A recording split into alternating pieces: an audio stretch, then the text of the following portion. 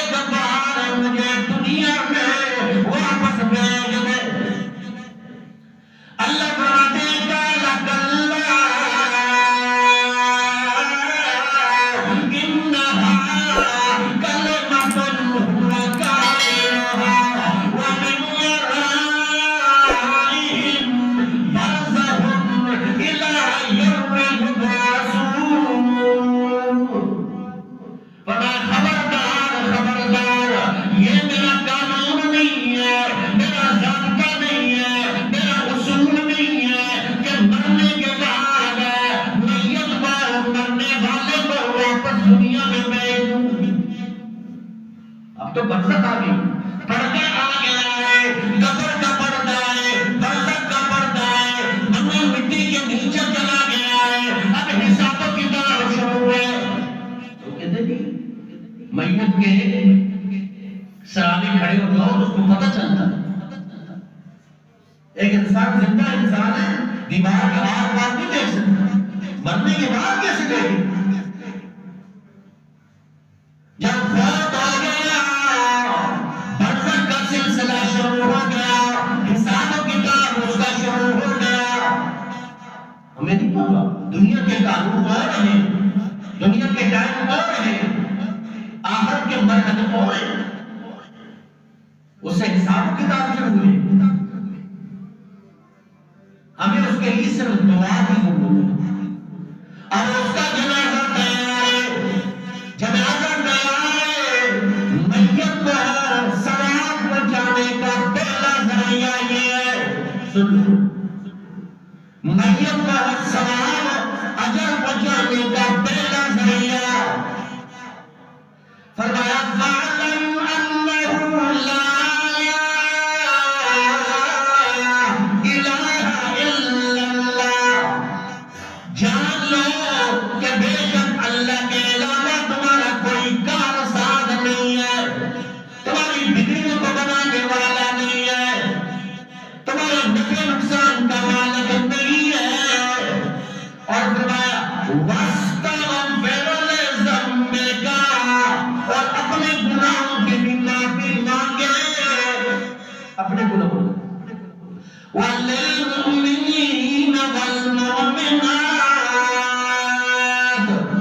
اور مومنین مردوں کے لیے مومنین عورتوں کے لیے بھی مغفرت کی دعا کرے.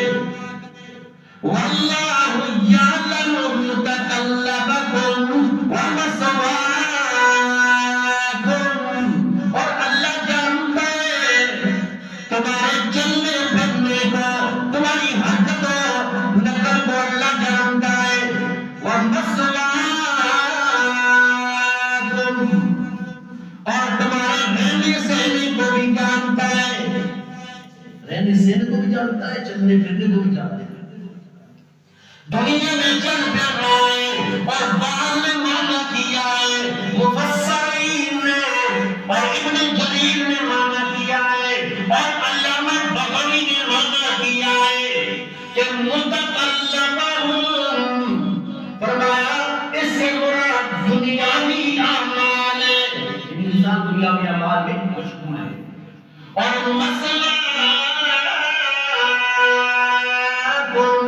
آخرت کا ٹھکانہ ہے کہ اللہ جانتا ہے دنیا میں کیا اعمال تم نے کیے، اور اللہ جانتا ہے کہ آخرت میں تمہارا کیا ٹھکانہ بننے والا ہے. ہم دعا کرتے ہیں اللہم اغفر لحینا ومیتنا، اللہم اغفر جمیع المؤمنین والمؤمنات والمسلمین والمسلمات. یہ دعا ہے، یہ دعا مرنے والے کو فائدہ دے. جنازہ پڑھنے کے لیے آپ آئے اور جنازے کے لیے آپ کھڑے ہوئے، چار تکبیر نماز جنازہ کے لیے کھڑے ہوئے،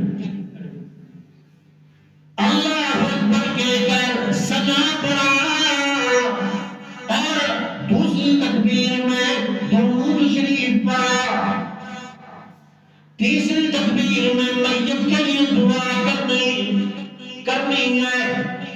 اللہم اغفر لحینا ومیتنا وذکرنا وانثانا. یہ دعا کرنی، اللہ ہمارے زندوں کو بھی بخش، اللہ ہمارے مردوں کو بھی بخش، اللہ جو شاہد ہیں انہیں بھی بخش، جو ظاہر ہیں اللہ انہیں بھی بخش، اور جو غائب ہیں اللہ انہیں بھی بخش. کیا مراد سے یہ ہے کہ اللہ جو ہمیں یاد ہے انہیں بھی بخش، اللہ جو ہمیں یاد نہیں ہے ہماری دماغوں سے اوجھل ہے، اللہ تو ان کو بھی بخش، عطا فرما، بخش، عورتوں کو بھی بخش. یہ دعا ہے میت کے لیے.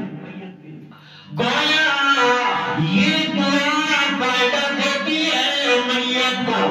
آپ دعا کر رہی ہوتی ہے، یہ دعا فائدہ دیتی ہے. اور سنت طریقہ ہے.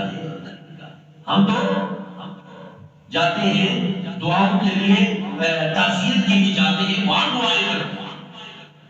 آج ہم دعا کروں گی وہ کر پھر دعا کروں گی، کیا پہلی دعا قبول نہیں ہوئی پھر دعا کروا رہے، پھر دعا کروں گی، پھر دعا کروں گی. دعاؤں کے ساتھ ایک مذاق ہے. دعا یہ ہے تو میت کے لیے آپ نے دعا کی، نماز جنازہ میں دعا کی، یہ دعا ہے. وہاں گئے ہیں تو مرنے والے کی اہل و عیال کے پاس تسلی دینے کے لیے گئے کہ مرنے والا فوت ہو گیا، اللہ آپ کو صبر عطا فرمائے، اس کی بخشش عطا فرمائے. یہ چند لفظ ہیں، ہم نے ان کو کیا سے کیا بتانا، اور پھر نہ جایا جائے تو گلا. یہ جنازے میں شریک ہونا ہے، یہ حق ہے. جس طرح نبی اکرم صلی اللہ علیہ وسلم نے فرمایا حق المسلم علی المسلم خمس، مسلمان کا مسلمان پہ 5 حق ہے. ایک رد السلام وعیادت المریض واجابت الدعوہ واتباع الجنازہ وتشمیت العاطس. فرمایا سلام کا جواب دینا پہلا حق ہے کہ سلام کرنا سنت ہے، اور سلام کرنے کے بعد اس کا جواب دینا واجب ہے. یہاں ہے کسی مسلمان نے آپ کو السلام علیکم، آپ نے جواب نہ دیا تو گویا اس کا حق آپ نے پامانا، آپ اس کو سلام کا جواب دیں. اور دوسرا عیادت المریض، کسی مسلمان کی عیادت کرنا اگر وہ مریض ہے، بیمار ہے.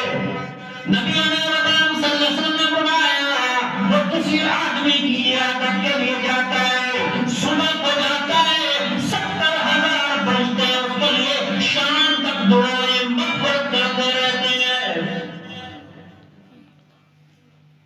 صبح کو جاتا ہے شام تک، کتنا اجر.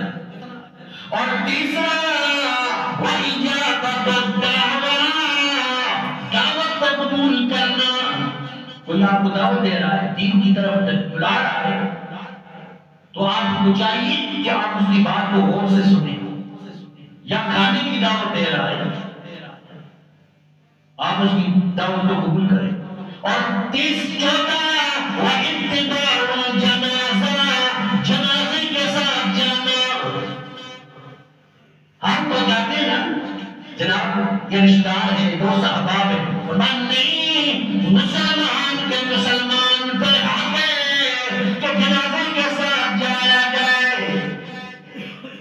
اور نبی اکرم صلی اللہ علیہ وسلم نے فرمایا جو کسی کی جنازے کے لیے جاتا ہے، وہ جنازہ پڑھتا ہے تو 1 قرات اجر و ثواب ہے، اور اگر دفن کر کے آتا ہے تو 2 قرات اجر و ثواب ہے. صحابہ نے پوچھا اللہ کے نبی صلی اللہ علیہ وسلم یہ قرات کیا مراد ہے؟ 1 قرات کیا کتنا ہوتا ہے؟ بہت پہاڑ کے برابر ہے، اتنا اجر و ثواب ہے. اگر ایک کے جنازہ پڑھا تو 1 قرات یعنی 1 احد پہاڑ کے برابر اجر لے کر آتا ہے، اور دفن کر کے آیا تو 2 پہاڑ نیکیوں کے لے کر. اور تیسرا وَتَشْمِيتُ اللَّاتُسِي، کسی چھینکنے والے کا جواب دینا، یرحمک اللہ. تو یہ حق ہے. تو میت کے جنازے میں شریک ہو کر اس کی دعا کرنا، یہ دعا اس کو پہنچتی ہے، یہ فائدہ دیتی ہے. اور نبی اکرم صلی اللہ علیہ وسلم نے فرمایا اِذَا مَاتَ الْإِنسَانُ انْقَطَعَ عَنْهُ عَمَلُهُ، جب مرنے والا مر جاتا ہے تو اس کے عمل کا سلسلہ ختم ہو گیا. إِلَّا مِنْ ثَلَاثٍ، مگر 3 عمل برقرار رہتی ہیں. صدقۃ جاریہ، صدقہ جاریہ کر کے گیا ہے، اپنے ہاتھ سے صدقہ جاریہ کیا ہے. کوئی ایسا عمل جو برقرار ہے، مسلسل نیکیاں اس سے لوگ حاصل کر رہے ہیں، فائدہ حاصل کر رہے ہیں. جیسے مسجد ہے، اب مسجد کا یہ سلسلہ ہے، کسی نے مسجد بنا دی، اب یہاں پہ عبادت کرنے والے عبادت کریں گے تو بنانے والے کو اس کا اجر و ثواب ہے، ہمیشہ پہنچتا رہتا ہے. میت کو اس کا ثواب مسلسل پہنچتا ہے. اور نبی اکرم صلی اللہ علیہ وسلم نے فرمایا کہ سبع یجرا للعبد اجرهن بعد موته وهو في قبره. 7 کام ایسے ہیں کہ مرنے والا اپنی قبر میں پہنچ جاتا ہے لیکن اس کا ثواب اس پر مسلسل پہنچتا رہتا ہے. 7 کا ایک فرمایا من علم علما، کسی نے کسی کو علم سکھایا، کوئی استاد کا علم سکھایا. اگر ایسے نہیں تو کسی طالب علم کی ذمہ داری لینی کہ اس کی ذمہ داری میرے ذمہ ہے، میں اس کو پڑھاؤں، اس کو تعلیم دی. تو یہ علم جب تک وہ علم حاصل کرنے والا علم بیان کرے گا، لوگوں تک پہنچائے گا، تو میت کو بھی اس کا اجر و ثواب ملتا چلا جائے گا. اور اجر نہرن، یا کسی نے نہر بنا لی، نہر بنائی پانی کی، اور پانی سے لوگ مستفید ہو رہے ہیں، پی رہے ہیں، تو بنانے والے کو بھی اس کا اجر و ثواب ملتا ہے. اور یہ بات یاد رکھنا، نہر کھدوائی اللہ کی رضا کی. لوگ تو یہ نہیں، لوگ راستے بناتے ہیں، لوگ روڈ بناتے ہیں، لوگ میلے بناتے ہیں، لوگ پورے خلاف کو کھدواتے ہیں، لیکن کیا وہ ٹیکس حاصل کر مجھے مار دے؟ یہ تو دنیا داری کے لیے، اللہ کی رضا کے لیے ہو. اور فرمایا کسی مسجد میں بول کے بعد، ہماری مسجد میں بھی ہمارے لیے ٹھیکیدار تھے، انہوں نے غور کروائی، آج تک لوگ مستفید ہو رہے ہیں، ان کا اجر و ثواب ان کو پہنچتا ہے اور وہ فوت بھی ہو چکی۔ اور ہماری منزل کا یہ کام بھی جاری ہے، کل سے انشاءاللہ یہ کام جاری ہوگا۔ یہاں چار دیواری کا کروانے کا پروگرام ہے، 2-3-4 مرتبہ یہاں چوریاں ہو چکی ہیں، آپ کے علم میں بھی ہے، خود بھی اور اپنے دوست احباب کو بھی آپ آواز لگائیں، کیونکہ یہ آواز لگانا دین کے لیے ہوگا، آپ کا بھی اجر و ثواب پورا کا پورا ہوگا۔ یہ کام کریں، یہ آپ کے لیے اجر ہے، اور وہ جو اس ترغیب کے بعد اللہ کے گھر میں خرچ کرے گا اس کا بھی اجر و ثواب۔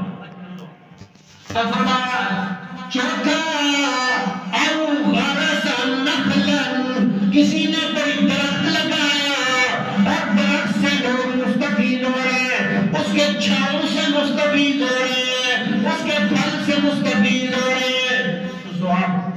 اور بنا مسجد، یا کسی نے مسجد بنائی اس کا بھی ثواب۔ اور ترک ولدا، یا کسی نے اولاد چھوڑی اور وہ اولاد اس کے لیے دعائیں کرنے والی ہے، یا او ورث مصحفا، یا کسی نے مصحف یعنی قرآن کا نسخہ چھوڑا ہے۔ اولاد میں سے بعض لوگ پیسوں کے لیے پیچھے، جائیداد کے پیچھے تو جاتے ہیں، یہ کبھی کسی نے کہا کہ والد صاحب اس قرآن سے قرآن مجید پڑھا کرتے تھے، یہ میرے حصے میں آ، اس کی طرف کوئی تو آپ دھیان نہیں ہے، فلاں پلاٹ مل جائے، فلاں کوٹھی مل جائے، فلاں بنگلہ مل جائے، اتنی جائیداد میرے حصے میں آئے، اتنا بینک بیلنس میرے حصے میں آئے، انہیں کا کہ قرآن میرے حصے میں آئے۔ تو یہ صدقہ جاریہ ہے، یہ ثواب، ایصال ثواب کا بہترین ذریعہ ہے کہ اپنے لیے بھی، اپنی دنیا کے اندر کہ بعد میں اولاد آپ کو یاد نہیں کرے گی، آپ کی قبر پر کتنے ہی درخت بوٹے اگے ہوئے ہوں گے، کوئی آپ کو یاد کرنے والا نہیں ہوگا، اپنے ہاتھوں سے اللہ کے گھر میں آپ خرچ کر کے جائیں، اپنے ہاتھوں سے صدقہ جاریہ آپ کر کے جائیں، اور یا اپنے والدین کے لیے جن کے والدین فوت ہو چکے ہیں ان کے لیے صدقہ جاریہ کریں۔ اللہ سے دعا ہے اللہ ہمیں عمل کی توفیق نصیب فرمائے۔ وآخر دعوانا